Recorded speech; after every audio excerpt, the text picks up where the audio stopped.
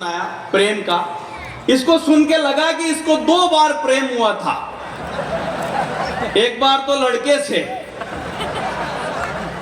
और पहला तो देश से हुआ ही था, क्योंकि इसकी कविता को सुनकर लगा नहीं कि लड़की से मोहब्बत हुई होगी, क्योंकि झील का किनारा उदयपुर और वह मनोज गुजर को साथ लेके गया। तो इसका टेस्ट पता चलता है।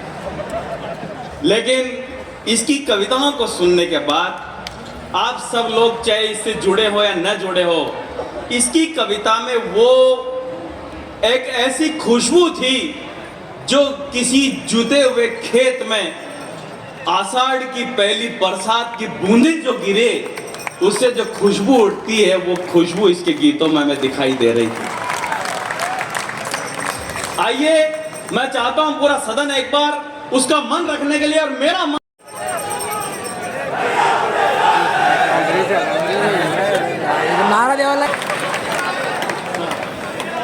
इसलिए ध्यान रखना, कवि सम्मेलन को वैसे सुनो जैसे एक सहज श्रोता सुनता है, वो किसी पार्टी का नहीं होना चाहिए। और कवि सम्मेलन आपको एक ऐसी चीज देने आता है जो संसार की किसी भी इवेंट में आपको नहीं मिलती है। स्कूलों में आपको जीविका की शिक्षा मिलती है, कवि सम्मेलन ही वो जगह है जहां आपको जीवन की शिक्षा मिलती है। यहाँ पर आप खाली मस्तिष्क से आएंगे तो कुछ ऐसा लेकर के जाएंगे जो आपकी पीढ़ियों तक काम आएगा। ये कवि सम्मेलन के सरोकार है दोस्तों। कवि सम्मेलन को सुनने की एक दृष्टि होनी चाहिए। आज जो कहना चाहते हो सकता है वो सब बातें मंच से निकल करके आए, पर उसकी तहजीब अलग होती है।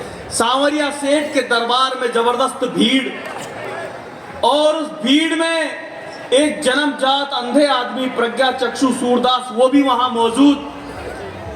तो किसी ने पूछा, सूरदास जी आप यहाँ कैसे? तो सूरदास जी ने क्रॉस क्वेश्चन ठोका, बोला आप यहाँ कैसे? तो लोगों ने कहा हम तो सांवरिया सेठ के दर्शन करने आए हैं। तो सूरदास जी ने कहा हम भी सांवरिया सेठ के दर्शन करने आए हैं। तो लोगों ने कहा तुम्हारे तो आंखें ही नहीं है, तुमको तो दिखता ही नहीं है। तो सूरदास ने कहा कि मुझे नहीं दिखता तो क्या हुआ, उसको तो दिखता है। तो कवि सम्मेलन की एक अलग दृष्टि होती है, उसको केवल शब्दों के सहारे नहीं सुना और देखा जा सकता, वो भाव का खेल है। आइए भावनाओं से जुड़िए। इसने कितना बढ़िया सुनाया भाई स्वयं श्रीवास्तव ने, रोशनी के गांव में। क्या गीत की पहली